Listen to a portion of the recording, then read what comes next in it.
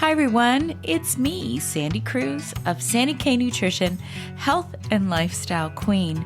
For years now, I've been bringing to you conversations about wellness from experts from all over the world.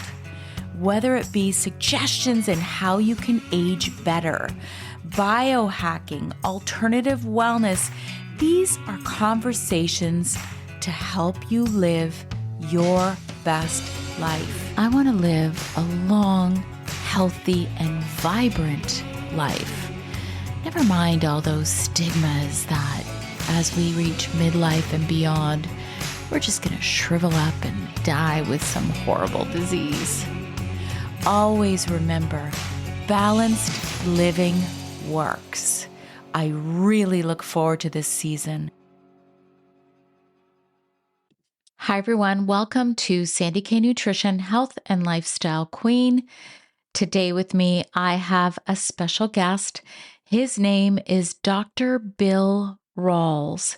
And today we're going to talk to you all about cellular health.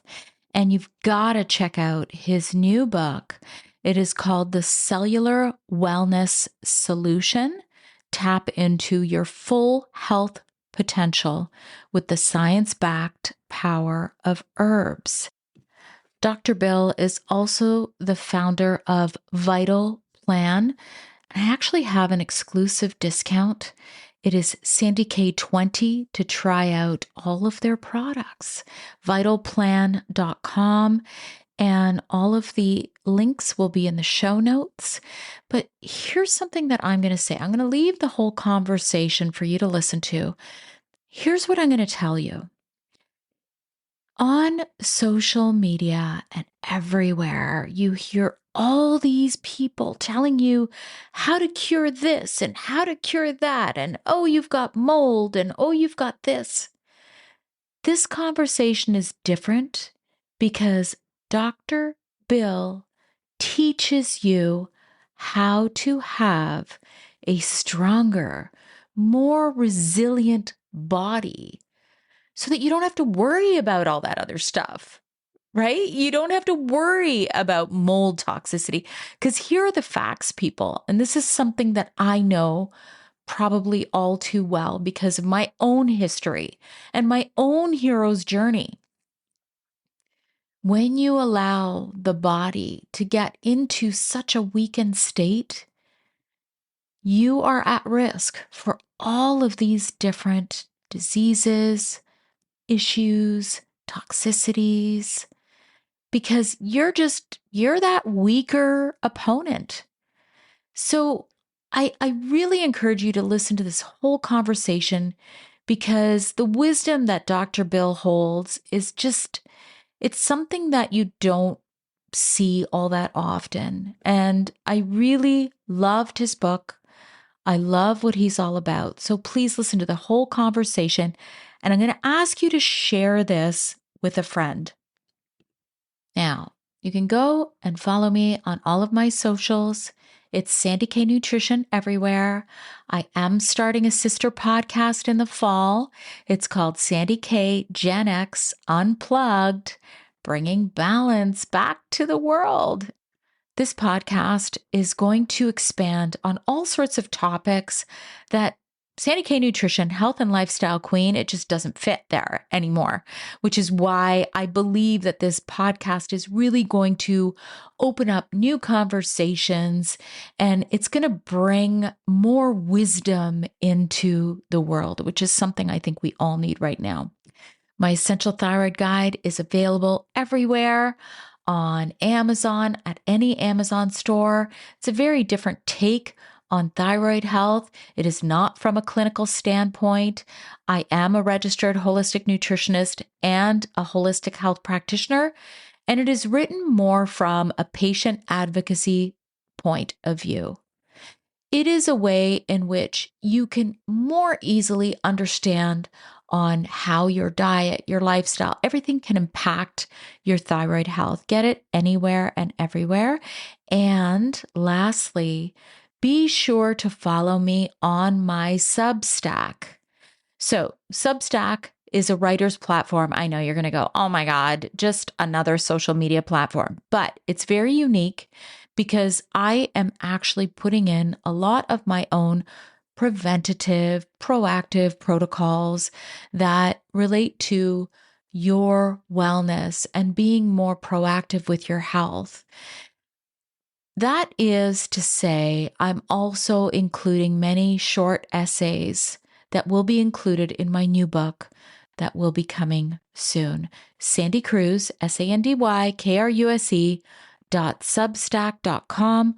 All the links for everything will be in the show notes. And again, please do not forget to rate and review and share this with someone who might benefit. Thanks.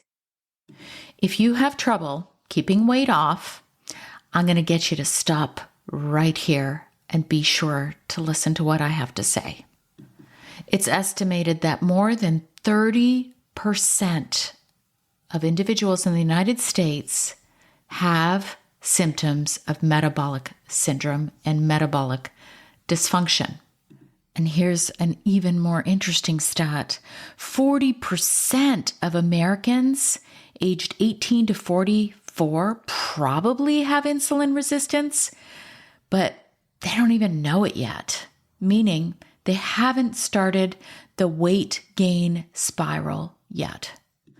Insulin resistance is simply when your body no longer comes to the rescue, meaning that insulin doesn't come to the rescue anymore when it should, to lower the glucose in your blood. And this can actually contribute to many diseases, including heart disease, stroke, and type 2 diabetes. What you can do is watch every single morsel that goes into your mouth.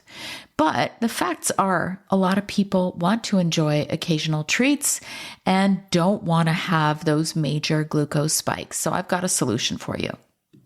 Sigrid Therapeutics has actually collaborated with leading scientists and global research partners, and they have a science-backed solution for you so that you can eat those treats now and again. I have always promoted balanced living, and trust me, I have also lived with issues with my metabolic function because I don't have a thyroid, but I also believe in celebratory meals. I am Eastern European. I love food. So I do believe in the 80-20 rule, but I don't want to ruin a good thing, which is I've really stabilized my HbA1c from a 6.1 in October 2022. And just recently, believe it or not, guys, I'm at a 5. And the way that I'm doing this is a mix of diet, lifestyle, as well as Sigrid Stabilizer. Sigrid Blood Glucose Stabilizer is an all-natural supplement, and it's specifically designed to help lower blood sugar levels, curb after-meal bloating. It keeps you feeling fuller for longer. And guess what? Weight loss, my friends. Try my code, SandyK15. I can almost promise you that you will notice a difference. Go to sigridstabilizer.com and use my code, SandyK15, and all of this will be in the show notes. Hi, everyone. Welcome to Sandy K Nutrition, Health and Lifestyle Queen. Today with me, I have a special guest. For over 30 years, Dr. Bill Rawls has dedicated his life to medicine. When a health crisis in his early 40s abruptly changed his quality of life, he faced the limitations of modern medicine and began to explore the vast possibilities of alternative treatments.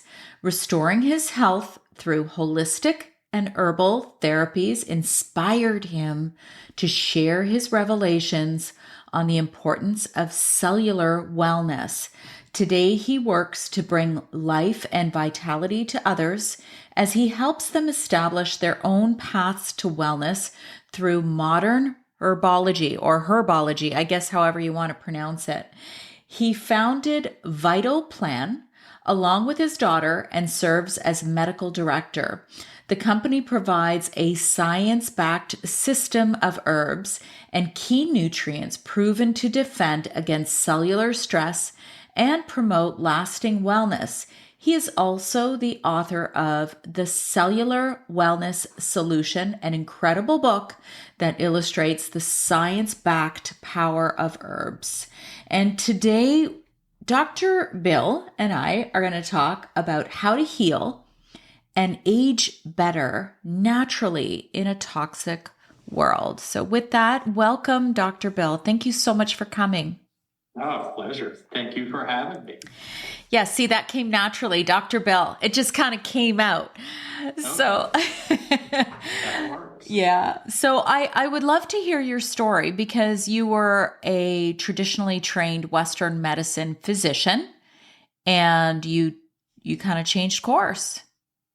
I did. I actually grew up in a medical family. My grandfather and father were both physicians, and I ended up going that path. But even early on, when I was in medical school, the idea of using heavy medical therapy to treat chronic illness patients was less attractive to me.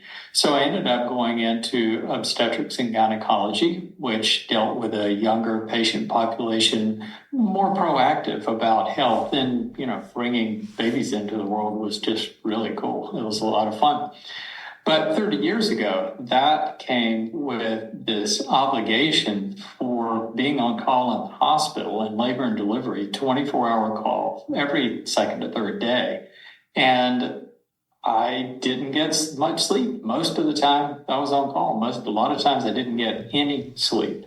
And my 30s, I could get away with it, just push through it. But by the end of my 40s, all of that and just general stress and not being able to keep up with good dietary habits and all of those things caught up with me, and my health crashed. But it wasn't just, feeling tired from not getting sleep. I started getting arthritis and heart irregularities and brain fog and just all these whole body symptoms. And the conventional doctors didn't really know how to help me. I did all this testing and had some symptoms of MS. I had some symptoms of various kinds of illness. My gut was a wreck, but nothing that defined a illness that they could really treat. So I ended up with a diagnosis of fibromyalgia, which if you know that diagnosis, about all you're going to get is medications to cover up the symptoms. Yeah. And that's it. And so I lived with that for several years, but thinking there's got to be another answer. I can't deal with this. And Lyme disease kept popping up, that might be a possibility. And hey, I grew up playing in the woods. I got tick bites all the time. I couldn't remember a specific tick bite, but it's like, that's got to be the answer, and kept working at it until, I could find a positive test, which is what a lot of people do, thinking antibiotics. I can take antibiotics and then I'll be well. I just need that positive test. And I did, and the antibiotics actually made me sicker and better. And several rounds of antibiotics, same thing happened every time. And I finally started looking at alternatives and started asking that question, what was driving my symptoms and why did I become ill in the first place? And obviously sleep was an issue and stress and all of these things. So I started changing my lifestyle. But that in itself was not enough to restore my health. By then I had had to stop doing obstetrics, and I was doing just a primary care practice that didn't require that same kind of night call. But, I still was struggling, and finally came upon this herbal protocol that came out in 2005 in a book called Healing Lyme. And I embraced this herbal protocol out of desperation and frankly with low expectations, because everything that I had been taught was, herbs are okay, they're pretty safe, but they're not very powerful. And my health started getting better. And in 3 months, I was functional again. And it took me about 5 years to completely eradicate all the symptoms and get my life back. But I did. And it was through a totally different pathway than the conventional system. And that's been 15 years ago. I've been taking herbs continually ever since. I'm 66 now. My health is very good. And I've enjoyed, top level health for a decade.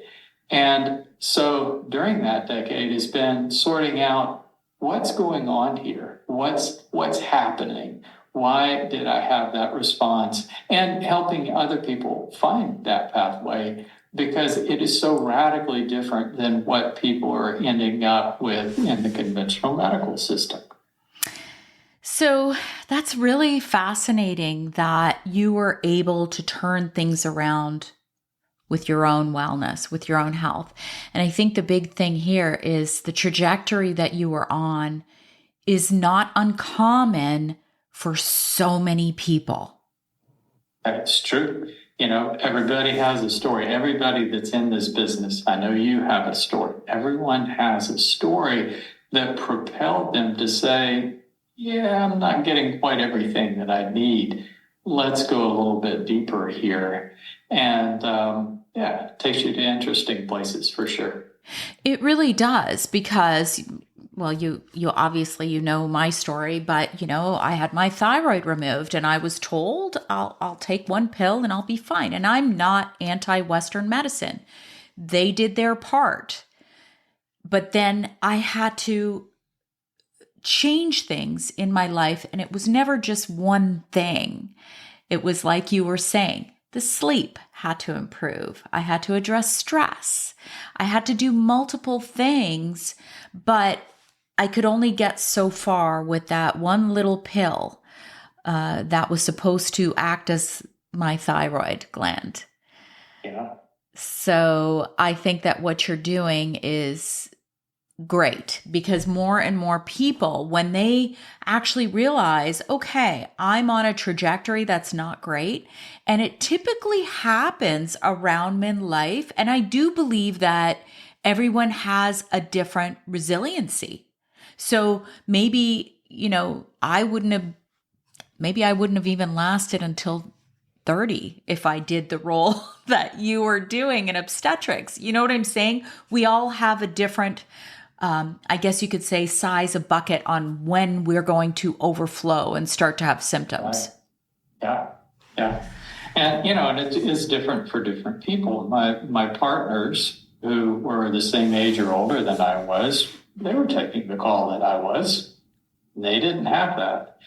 And the difference was that I've come to appreciate that my brain has always been hyper alert.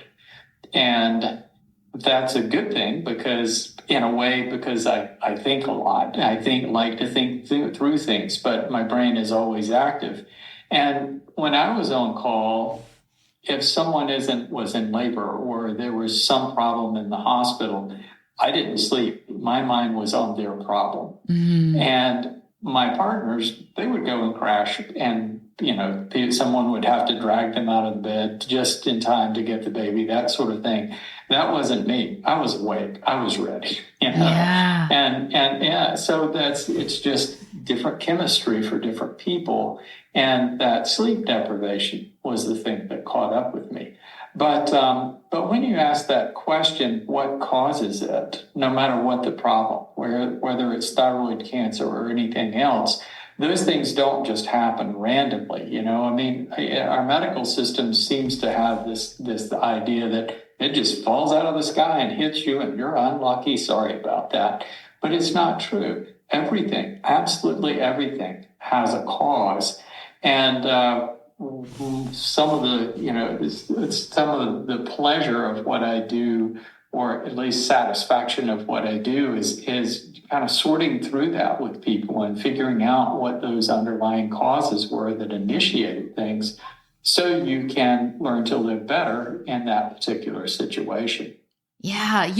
I love that you said that, because here I'm sitting here, you guys, talking to an obstetrical physician who delivered babies back in the day. And that is, by the way, where I can surmise now where all my issues began. Just like what you said, I didn't get thyroid cancer in a day. And I can recall being that new mom with a husband that traveled almost weekly. I had a baby, I had a toddler, I had a trauma birth. I was recovering from that childbirth. I didn't sleep. The baby didn't sleep. It was 8 months of all of this going on. I didn't have enough breast milk to nurse my baby. And so there were multiple things happening with me, but the symptoms were dismissed even way back then. Yep. Yep. And symptoms are really important because that's your body telling you something's going on. You know, I interestingly, I've been through a lot of phases in my practice, and one of those phases was doing a lot of labs, which a lot of physicians do, and a lot of different providers are doing all these spectrums of labs. Yes. And what I found is the more that I talked to the person, the more that I understood, the more that I could really sort through it, the fewer labs I needed. Because what I would find is their body was telling them what they needed to know all along. And it's really as simple as that. I love that you said that too, because I've been recording it's almost like I'm a big believer that sometimes things will come to you for a reason. And I've been recording a few podcasts now that we talked about symptomatology and really understanding what our body is saying to us. And I love that you said that, because there are a lot of people in this industry who say, do this test and that test and that test without really getting to know their patients and understanding why and what kind of a person, just like you, my brain doesn't shut off that easily. It's very difficult for me to just shut it down. And it's usually going a mile a minute. Well, I also know that's one of my weaknesses is my nervous system, because I'm always on. So I have to protect myself from possible issues that could come. And it's all about prevention and proactive, right? Yeah. Because I know that about my own physiology. Absolutely. You know, that's a big part of it. So you want to go a little deeper into what a symptom is. Yeah, let's do it. All right. We don't think about it this way very often, but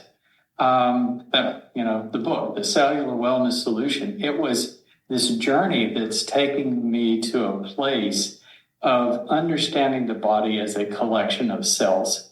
And when you do that, you open the door to absolutely explaining and understanding everything. So our body is a collection. It's a complex collection of cells. But each one of our cells is an independently functioning unit. They're like biological machines. And every cell has a job. So some cells fire brain impulses. Some cells work together to help our heart beat. Some cells produce thyroid hormone. Other cells produce adrenal hormone. But absolutely everything that happens in the body is a function or results from the actions of cells. Absolutely everything. So you can define everything about the body in terms of cells. So all of these little independently functioning units have to work in synchrony for us to work as a whole body. So that's what hormones and messengers are doing. So the brain is constantly monitoring what's going on inside and outside the body and using nerves and hormone pathways to regulate and synchronize cellular functions to that particular activity going on. So that's constantly changing, and things in the body are constantly changing, and our cells are constantly working. If all of your cells are healthy and functioning in synchrony, you'll feel great and you won't have symptoms. But what a symptom is, absolutely what a symptom is when cells become stressed or injured. So, like if you walk out the door and you accidentally twist your ankle, you've damaged cells and tissues in that particular area of the body. And when cells are injured, they send messages to the brain. They release chemicals that activate nerves that alert the brain that something's wrong. So we can take activity. So we can say, okay, don't need to step on that ankle because, it's injured. We need to give it a break there so that can heal. So it doesn't matter whether it's a heart symptom or a brain symptom or any symptom in the body. It's a reflection of cells that have been stressed or injured in the body. So your cells are always talking to you. They're always giving you feedback. And a lot of times we ignore symptoms. So any symptom. So fatigue is a symptom that would define cellular stress throughout the body. All of your cells are being overworked and they're tired and they just can't keep going. So you get fatigued. That's a symptom. And when you look at hormone imbalances, that's a symptom. So if your cells are all stressed throughout your body, they can't produce hormones as well. And things start breaking down. There's communication. So all cells have to talk to one another for it to work together. And if those communications start breaking down, then everything in the body starts to go south. So thinking in terms of cells and what our cells are trying to tell us is so remarkably important. That makes sense. Now, one of the things that I have always thought of is we can have, just like you were saying about the ankle, there's acute symptoms and then there's chronic. So maybe explain, because people will say, well, I'm tired sometimes, but not all the time. But, how do you help patients figure out whether it's something they really need to address deeper? Yeah, we do. We all have symptoms and they come and go. Yeah. So certainly symptoms that aren't resolving. But I go through an exercise of whenever I have any kind of symptom, mild or otherwise, I start changing my thought patterns to go, okay, what's stressing? What is that? Where is that cellular stress and what's happening there? And what am I doing in my life to initiate or cause that symptom? So the difference in acute symptoms are we can usually identify that pretty easily. We tripped and we fell and we hurt ourselves, or an acute symptom of chest pain. You might have blocked a coronary artery.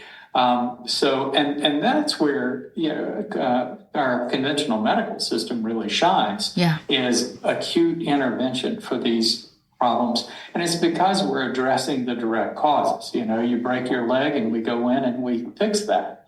So we're really good at that. But the problem is with chronic illness, it's not an acute stress that resolves. So let's look at a problem like a broken leg. Say the person is healthy and they break their leg and they have that symptom. And, so we go in and help the body heal by setting the bone, putting a cast on it, and protecting it so the cells can heal. So what healing is the ability of cells in the body to recover from stress and rebuild. That's really important. We don't think about healing that way either. But it's like with a broken leg, there's cells inside the bone that are constantly restructuring and rebuilding that bone, and cells that are knitting the skin back together. So all that's being done by cells. So if you have chronic symptoms that just stay and don't go away, what that says is there's chronic stress in the body that those cells aren't able to recover. They haven't had that ability. Mm-hmm. So breaking it down to just a little bit simpler, this is the formula for wellness, the absolute formula for wellness. All right. Let's hear it. So when you look at the body as cells and you look at illness of any kind as either acute or chronic stress, then you define, well, what is it that cells need to be healthy? That's a logical question. So all cells need 5 categories of things. That's it. And if cells don't get those things, then they're stressed. Things break down. So the first category is they need the right nutrients. Cells need nutrients. So vitamins, minerals are things that cells need to do their job. It's like thyroid hormone needs iodine. It's a nutrient that those particular cells need. Cells need a source of energy, carbohydrates or fats. They need to be able to make the machinery that does the work. That comes from amino acids, building proteins. So proteins are kind of like, that's how you make the machines that help the biological cells work. So they need the right nutrients. So eating a whole food, diversified diet is going to give all your cells the things that they need to function. So we need that good diet. Processed foods, refined fats and carbohydrates just overload our cells with energy, but they don't give us the spectrum of nutrients that we really need to function. So the right nutrients. Cells are little machines. They need a clean operating environment. So when you look at toxic substances, whether that's natural toxins like mycotoxins from mold, or whether it's all the petrochemicals and things we're getting from plastics and nanoplastics and microplastics, what all those things do is basically inhibit cellular functions. So they get inside our body, they get inside our cells, and it's kind of like throwing sand into a motor. You know, the motor can work, but it has to work harder, and it's going to run down and burn out faster. So that's what environmental toxins are doing to our cells. So they need a clean environment. The cleaner environment, the better. They need downtime to recover. So our cells are working. They're hard at work, so they get wear and tear. They're burning themselves out. But the cool thing about our cells compared to your cell phone or your car is our cells can repair themselves. Using a process called autophagy, they rebuild constantly. But if there's ongoing stress, or they're not getting the nutrients, or they just don't have downtime, they don't have time to recover. Now, some cells, like our heart cells, have to recover in between beats. So that's why, our heart cells, they really have a rough time with things because they're constantly working. But most of our other cells, they recover when we're asleep. So that 8 hours of sleep is so vital for our cells to be able to recover. So like my situation, 3 or 4 hours of sleep, I was starting the next day with cells that hadn't recovered from the day before. So they were automatically compromised. There's no doubt. I was fatigued. All my cells were stressed. So that's number 3. Number 4 is they need good blood flow. And that comes from physical activity. So just moving increases blood flow that flushes the spaces of our cells, delivers oxygen and nutrients, but carries away waste. So if we're sedentary, they're not getting that. And in that same category, I put physical stresses like trauma, those kinds of things. But then there's finally the last category is microbes. And when you look at microbes, most of us think about things that we get acutely that make us sick. But the issue is there are things coming into our system all the time. And we have this idea that we get sick, we have symptoms, cold symptoms, whatever kinds of symptoms. The symptoms are clear, the microbe's gone. But where my research has carried me is that isn't what happens. Every time we have a microbe encounter, from the time we start putting stuff in our mouths when we're kids, throughout our lifetimes, just hundreds, thousands of microbe encounters. Some of them get through and they become dormant inside our cells, inside our brain, inside our heart, inside all the tissues in our body. And they can become dormant inside cells, just waiting. If conditions aren't favorable for microbe growth, They can just become dormant and wait it out. And a lot of these low-grade things that we're exposed to, including all the tick-borne pathogens, they can get in the body and become dormant and just wait it out. And they're just there. And so then you go through not having sleep, a difficult labor and delivery, and all kinds of other kinds of stress, and not quite eating the right diet. And all these factors add up, and these microbes start reactivating and start breaking down our tissues. And that's what every single chronic illness is. You can trace every single chronic illness to that scenario. Pick anyone. We could do it with thyroid cancer. We could do it with absolutely everything. I am quite convinced there's a microbe factor in every single cancer. Oh, that's fascinating.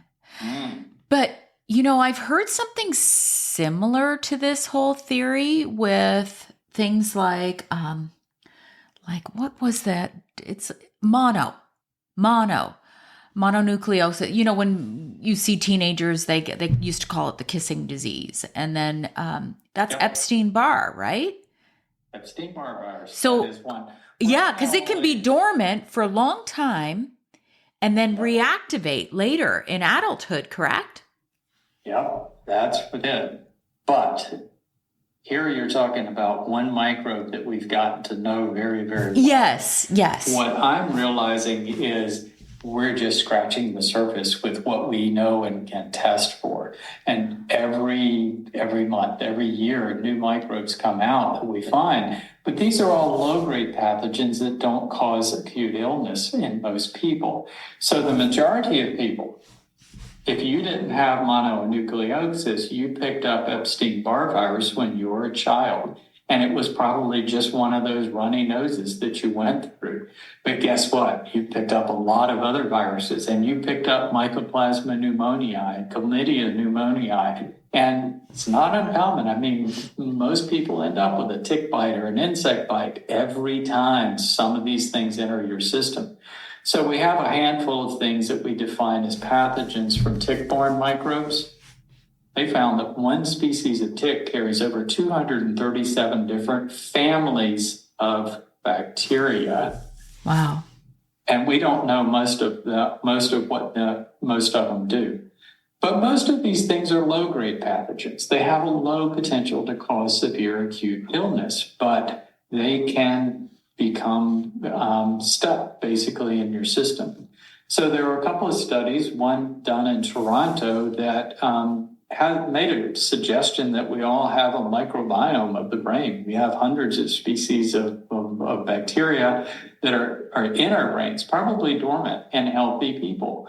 And they come from our gut, they come from our sinuses, they come from our teeth. And so our bloodstream is actually more like a freeway than a sterile space.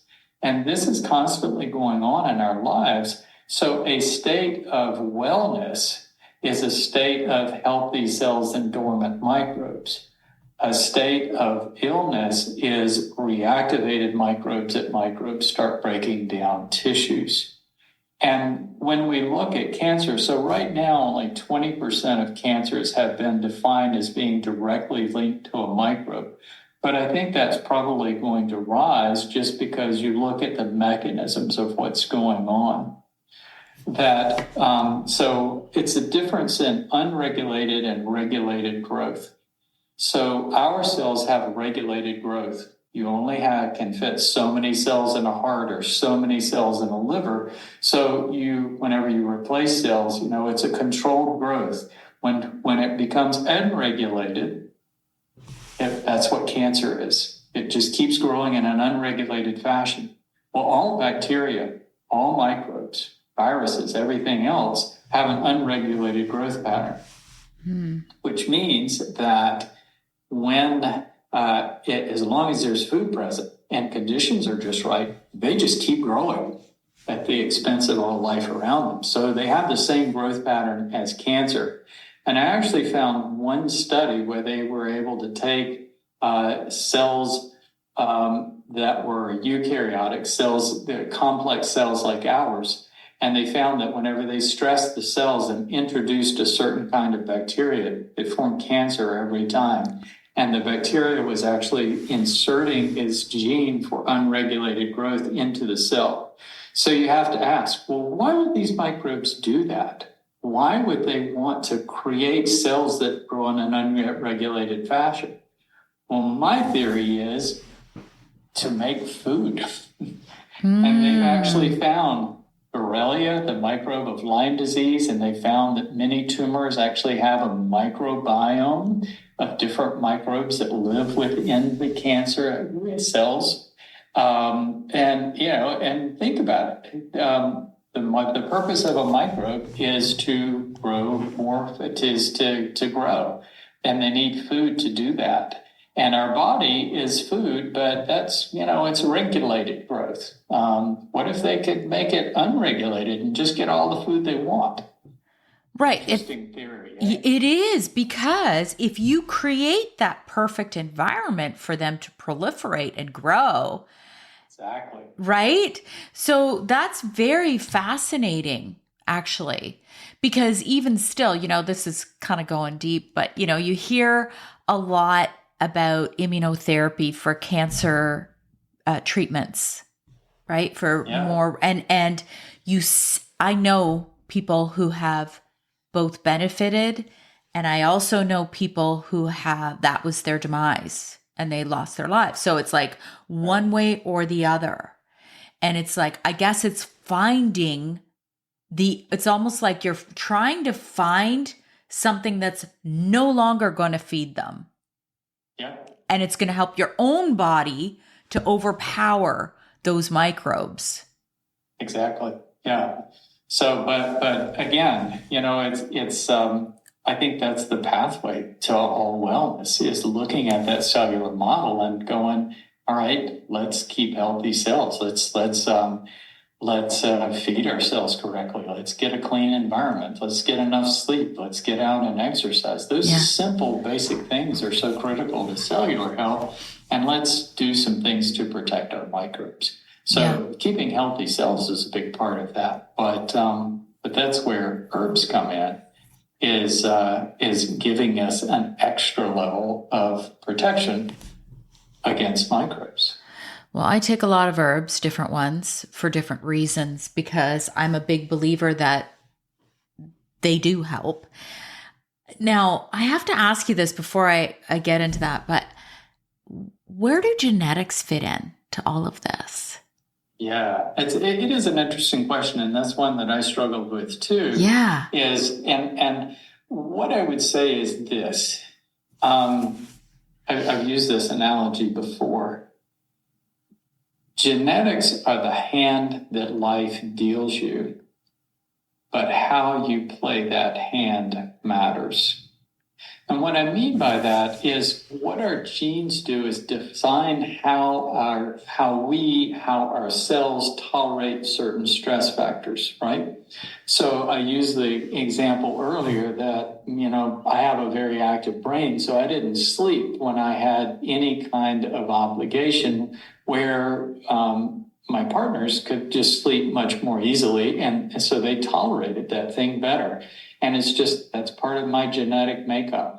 Some people tolerate certain toxic substances better than others. Certain people tolerate a higher level of carbohydrate better than others. If your ancestors over the past 10,000 years have eaten a lot of grain, then you're going to tolerate a little higher level of carbohydrate than a group of people such as Native Americans who were never exposed to grains and carbohydrates at the level that we have. So genes define how we tolerate stress. But they, except in just certain exceptions, they don't actually cause disease. I mean, and not to say that, we all pick up some bad genes through life. Our genetic makeup is basically a history of everything that we've been exposed to, everything our ancestors were exposed to. We have immunity against most microbes we're exposed to, because our greatest ancestors were exposed to those same microbes. So we have built-in immunity that comes through our genes. So a lot of things. So you can think of your genes as a history of everything that humans have been exposed to, and your select ancestors, the stress factors they were exposed to, they built in information into your genes of how to manage certain kinds of stress factors, which foods are best for you, when you should go to sleep at night and wake up. So all of this is built into your genes.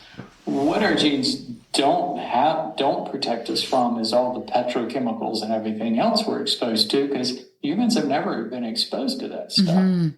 Mm-hmm.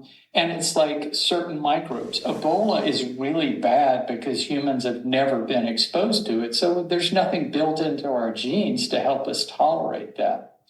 But even if you have a bad mutation like the BRCA genes, CA genes, the BRCA genes, if you have that, your risk of ovarian or breast cancer can be as high as 40%.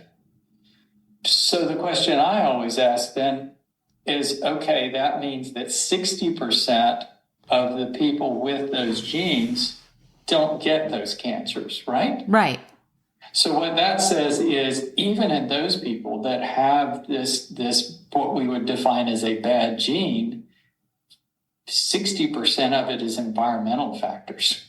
Yeah. So it's never just genes, or it's rarely just genes. So how you go about life, the choices that you make, truly matter more than just your genes.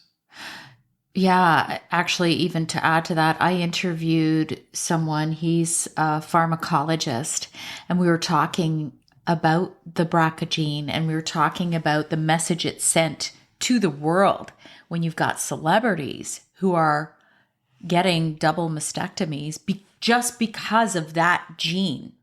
Right. For that reason only, not because they found a lump, not because of anything else except for that gene. So it really, what you just said really drills down that point that 60% will never get breast cancer. And they don't happen to be, they don't happen to be exposed to those particular risk factors. We don't know what the risk factors are specifically, but we do know that it's in that 5 categories. All right. I mean, take any illness and take it down to the cellular level. And that's what I do when I talk to people through a consult. I'm looking often back to their birth or sometimes before, and looking at, what has their diet been like? What is their environment like? What's their history of sleep and stress? And what kind of person, how do they tolerate that? What kind of physical activity they do? And we don't always know which microbes they've been exposed to, just because we're not talking about just Epstein-Barr here. We're talking about literally hundreds, possibly even thousands of things. They've given it a name called the dormant blood and tissue microbiome. And it's really, the research is pretty fascinating. But you can get an idea, did this person have a history of tick bites? Did they travel to other countries where they might have been exposed to things that their system really wasn't prepared for, So you put together this story of why the illness occurred, and you get a pretty good idea of what happened. And that helps open that door of, what do you do about this? Yeah. I have to ask, because I'm sure anybody who's listening to this podcast will have this question. Antibiotics. We know there's a place for them, and there's obviously a place for them, but I'm going to give you a real life story, and this is probably interesting for anybody listening. When my daughter was very, very young, she began with eczema. She began with all of these symptoms, chronic ear infections. And this is way back before I was in this space of wellness. I can't even tell you how many times she had been on antibiotics by the time she was 2 years old. And now when I research antibiotics, I'm reading that it can change your microbiome for months. It can change it for years. It can change it forever. What do you think about this, Dr. Bell? Yeah. And I'll tell you right up front, I think there's a place for every drug and every medical procedure. And when penicillin came along in the 1940s, it was a true godsend. It opened the door to treating horrible infections, pneumococcal pneumonia, wound infections, kidneys infections that we just really didn't have any good tools for.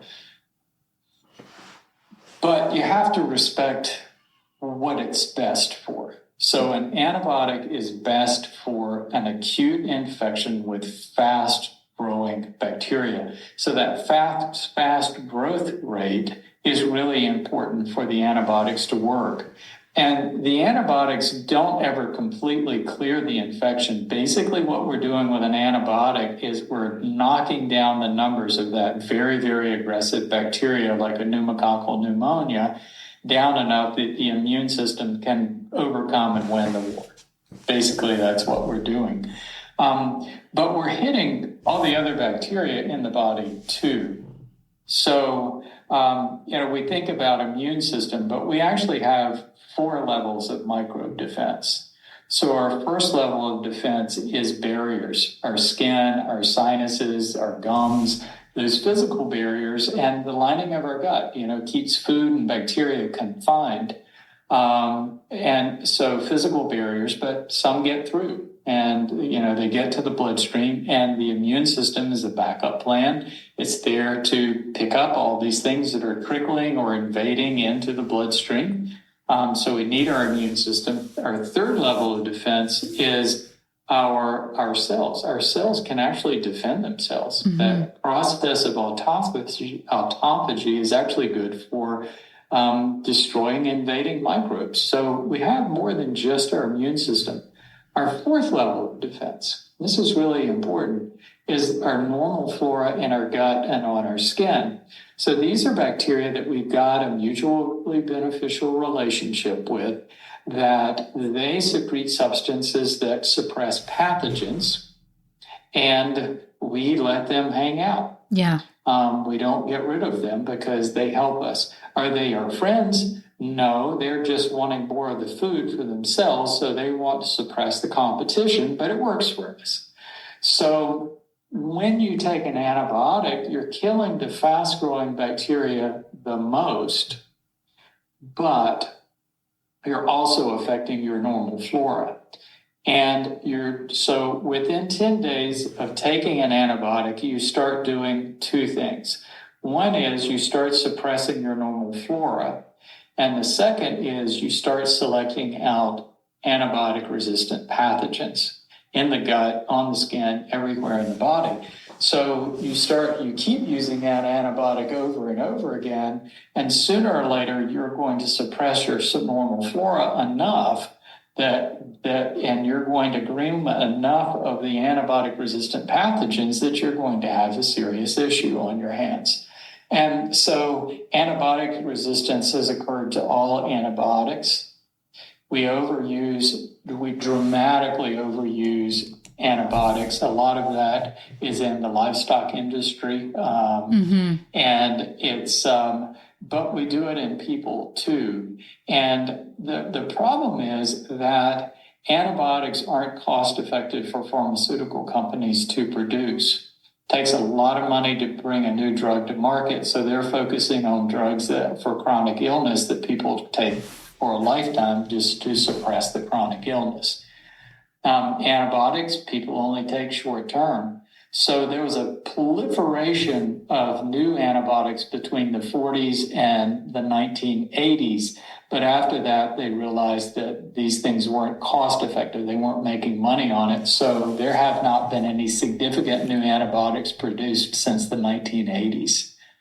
Wow. And that's pretty scary. because there are things that we really do need them for, but we tend to utilize them for things that we don't, or that we could manage other ways. Yeah, I think, it's kind of funny because I was actually looking back at old photographs, and there's my daughter with cotton balls in her ears, because even back then, this is going back to 2006, 2007, something like that. Back then I was like, oh, I don't think this is a good idea for her to keep going on these antibiotics. And I didn't even know anything that much back then, but I had found some herbs, and they were in an oil, a carrier oil that I could drop into her ear. And I started using that, and I actually was using the antibiotics less because it was helping mitigate and rebalance what was causing that ear infection repeatedly. So it's a good time to talk about some herbs, don't you think, Dr. Bill?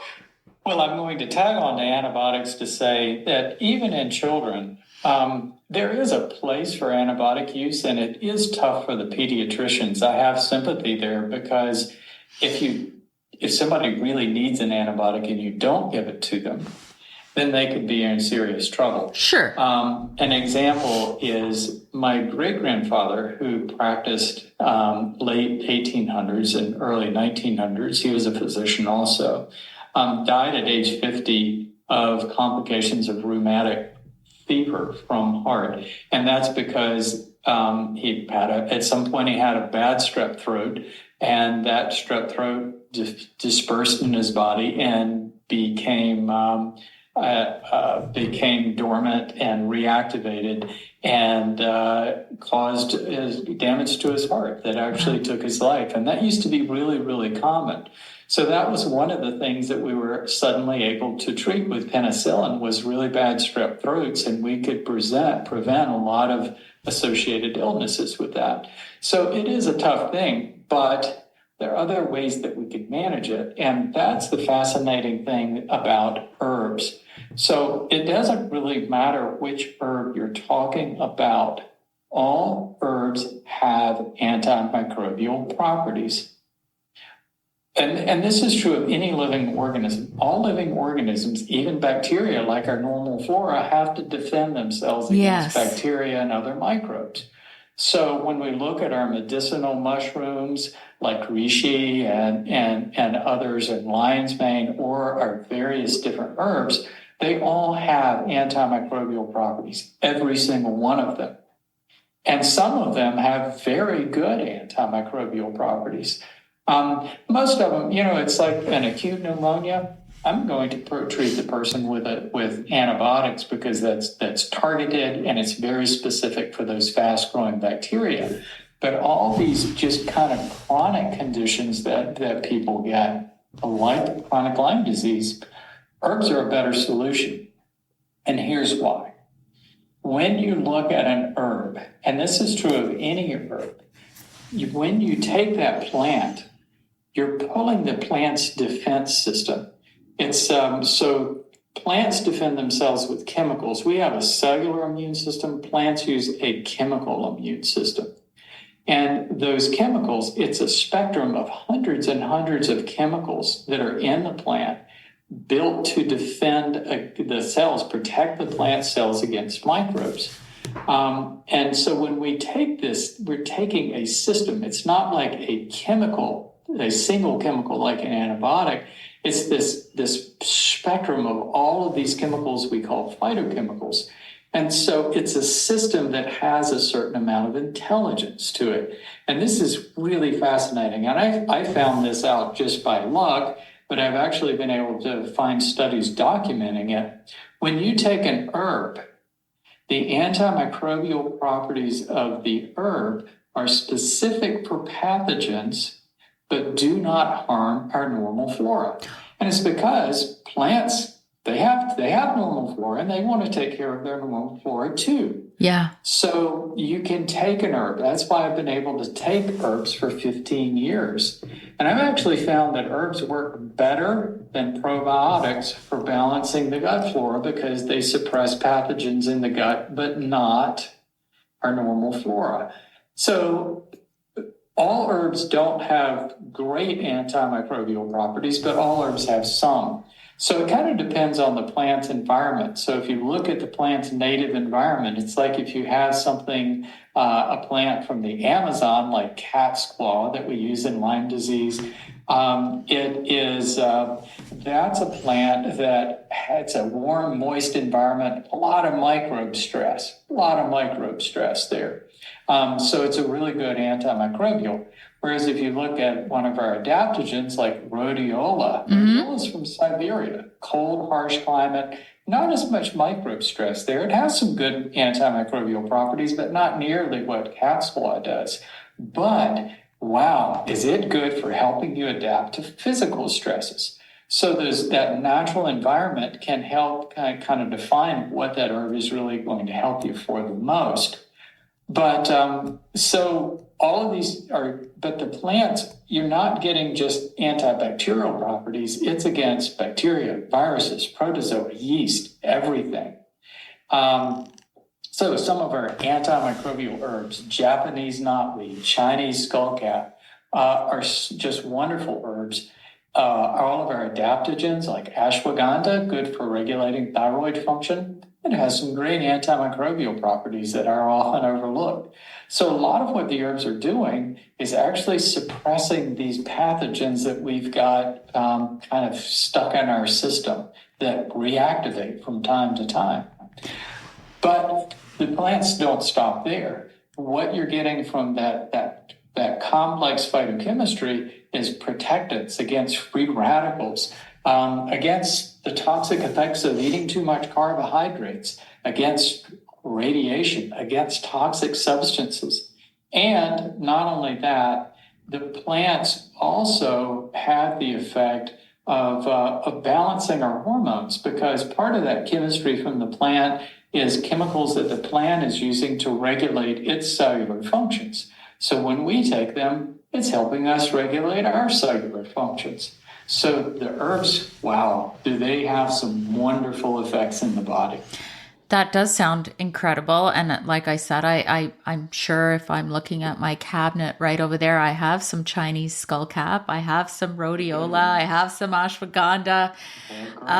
But I have to ask you about one that a lot of people know about is oregano. So you know how you were saying earlier that they will not destroy other bacteria or microbes if you take them. It just kind of rebalances the body. Right. And I would love to hear your take on oregano, because I've read so many different things. I've read that oregano, if you take it over a long period of time, it can change maybe the bacteria in your gut. Maybe it can't. It's great for killing off certain viruses. I would love to hear your take on it. What a perfect example to talk about the difference between an herb and an essential oil. You hear about herbs and you hear about essential oils, right? Oh. So there's a difference between the two, and here's the difference, all right? So when we talk about a preparation that we define as an herb, what we're getting is mainly aqueous and some of the fat chemicals. We're typically extracting it with water and alcohol. So what we're getting is the phytochemistry that the plant is using to protect its cells and regulate its functions, all right? Okay. So if you take oregano leaf and you do it as a water alcohol, then you get mainly those chemicals that the plant is using to protect itself, protect its cells, regulate cellular functions. So that's an aspect of that plant. So what an essential oil is something different, all right? So essential oils are fat-soluble chemicals called terpenoids. And they're volatile. They're small, fatty, light chemicals that are volatile into the air. So if you have the oil, it'll evaporate into the air pretty quickly. So what the plant is doing with that is it's deterring insects. So essential oils are actually pretty toxic to cells.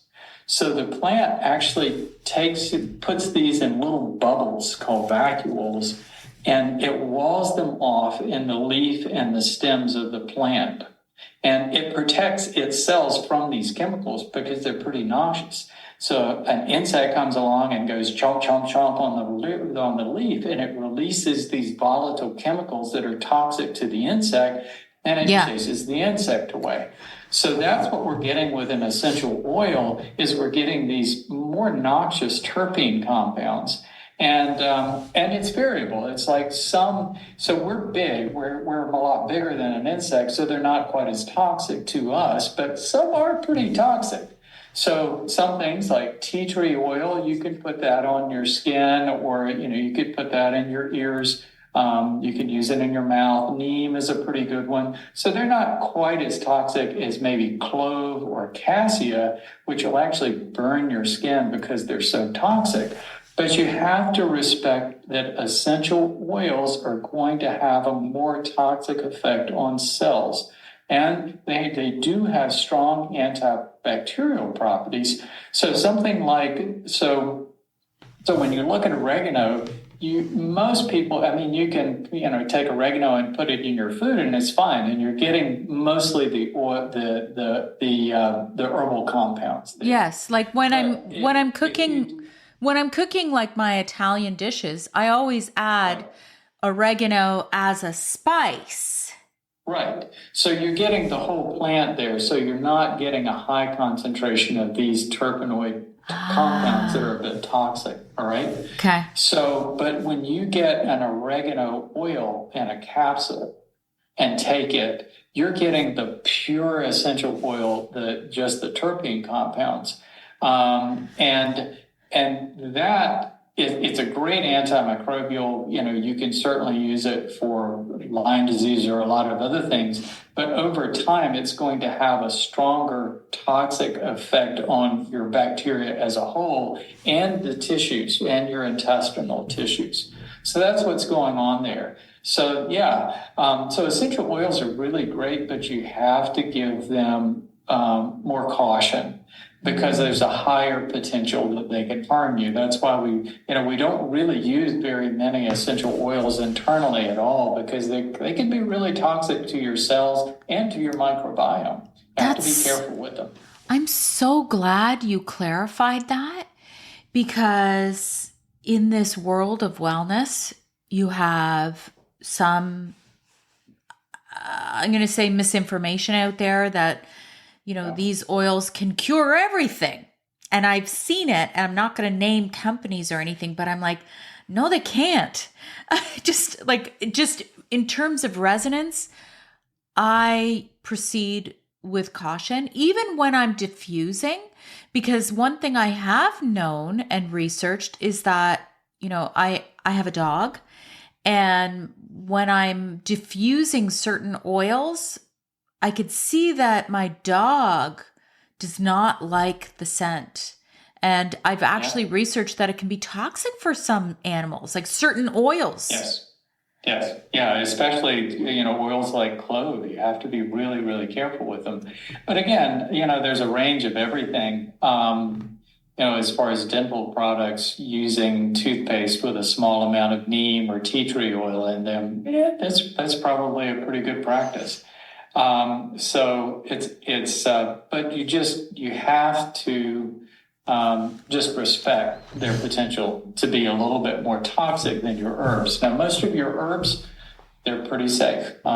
Even there's a spectrum, there are definitely herbs with drug-like properties or more harmful properties. I tend to stay away from those herbs. I like herbs that are mainly protecting my cells, don't have drug-like properties. And so I'm taking them to enhance cellular health, protect myself from chronic illnesses, from diseases, And there's no doubt, taking herbs for 15 years, I'm much more resilient than I've ever been. Now I'm 66. I'm aging, but it's still, my overall health, I would say in some ways is better than when I was in my 30s. Because, I wasn't eating a good diet. I had GI issues and I just ignored those symptoms and you just push through it, and I just don't have to deal with that stuff anymore. And it's just, life is better. Yeah. No, and are there herbs that help to induce autophagy? There are, right? Yeah, all of them. They all do. Yeah, I actually found a study. I put it in the book that that all of the herbs that I talk about in the book actually were great for promoting autophagy. Beautiful. So, and autophagy is really important. That's how cells rebuild themselves. Really important to notice that. But that's also how cells expel. They use that same process to expel invasive microbes. So, promoting autophagy, keeping your cells healthy, really important. But the herbs do that. Yeah, and there was a study that showed a wide range of herbs because they're protecting cellular functions from stress. They're actually allowing cells to do that housekeeping that they need to do that keeps them healthy. Mm-hmm. So they promote autophagy by decreasing cellular stress. And that allows the cells to function better. And, I think herbs can be a little bit overwhelming for some people. So it's great. Okay. Of course, I'm going to say get the book. But, thank you. This is Dr. Rawls' book, and it's amazing. But, for somebody who's new, somebody who's not in the space of wellness, how do we get started? I always tell people to just get a basic assortment of herbs. I mean, there's so many great herbs out there. When you look at all of the different plants that grow around the world, I mean, wherever you live, there are beneficial plants around you.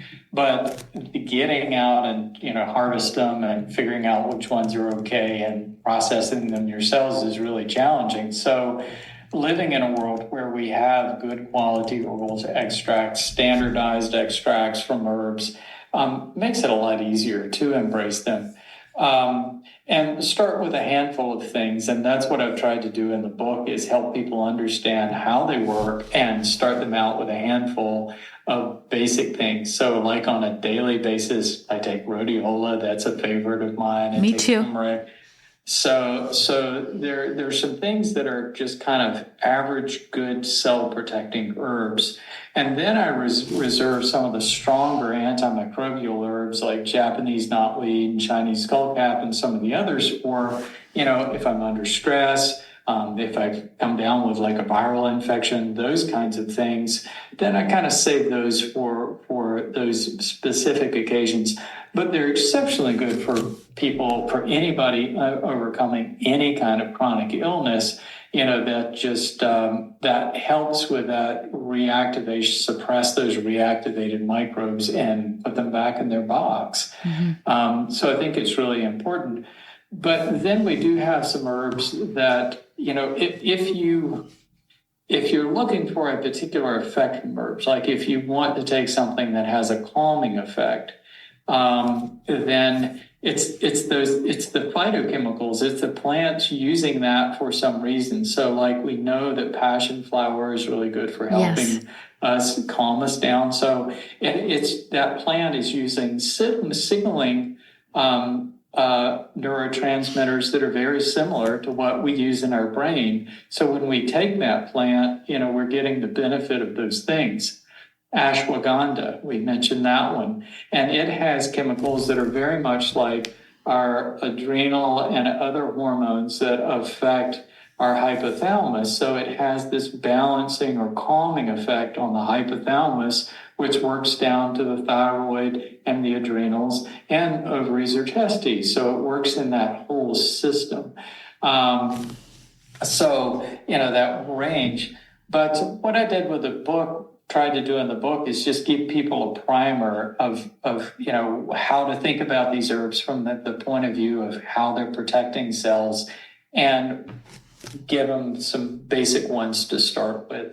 Yeah. And then I guess there's always going to be, you need to have a basic understanding of them. Like, for example, if you're taking turmeric or curcumin, isn't curcumin the active ingredient within turmeric? Is that right? Yeah. People tend to think in that way that if there's just an active ingredient. No, they're all very active. Yes.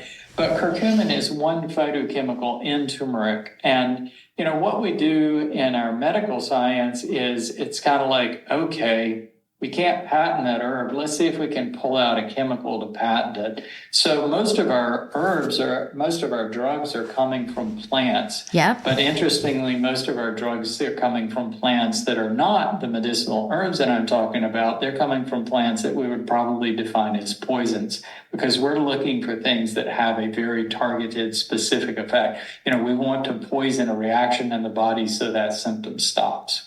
And antibiotics, we're pulling a chemical. So all of your antibiotics come originally from a natural source. So it either comes from a bacteria, a plant, or a fungus. And what we do is we pull that chemical from that thing so that we can patent it and potentiate it to make it a really potent substance. But it's been proven over and over that if you pull one chemical, the rest of the plant still works. So if you take all the curcumin out of turmeric, it still is a great anti-inflammatory. It still does basically all the same things. But if you put that chemical back in it, it works even a little bit better. So because it's the whole plant. People to take, except for limited, there are a few incidences where that's not the case. But most of the time, I encourage people to take the whole plant, because they're getting that full spectrum of the benefit from that whole chemistry, that whole system coming from the plant. That makes sense, actually, because even if you look in the world of nutrition, I always encourage eating whole real foods. Don't go and peel the apple. Eat the whole apple. Eat it with the skin. It's meant to be eaten whole, not, parts of it. It's always going to be healthier for you if you do that. So that same rule applies with food. Yeah, it does. I think that's a good point. Here's another thought, just to build on that a little bit. When you eat a whole food, a whole apple, you're getting whole cells. So the carbohydrate, an apple has about 25 grams of carbohydrate, but all that carbohydrate is inside cells. And every one of those cells, the parts that the cells are made of, are important nutrients for our cells. So a whole food is a whole source of whole cells. And all of those parts of those cells are important, as opposed to a donut, which is made of raw carbohydrate and fat that's been extracted from the cells, and you're not getting all those benefits. Right. So, those whole foods are really important. Yeah, I'm with you. Please, Dr. Bill, let us know where we can find you. And I will have all the information in the show notes. This has been a great conversation. We've hit past an hour. It's fun to share these things. Yeah. Because, it's so easy to talk about them now, but it took me 20 years to get there, asking these little questions of like, what if? Yeah.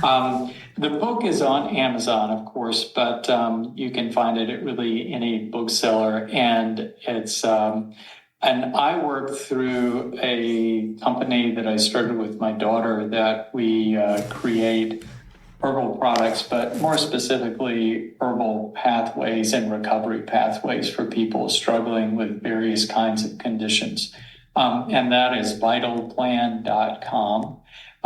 You can find the book there, and we're on social media.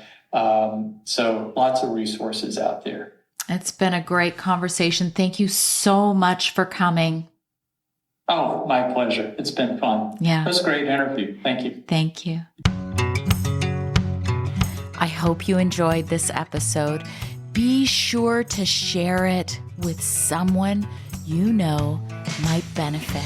And always remember, when you rate, review, subscribe, you help to support my content and help me to keep going and bringing these conversations to you each and every week.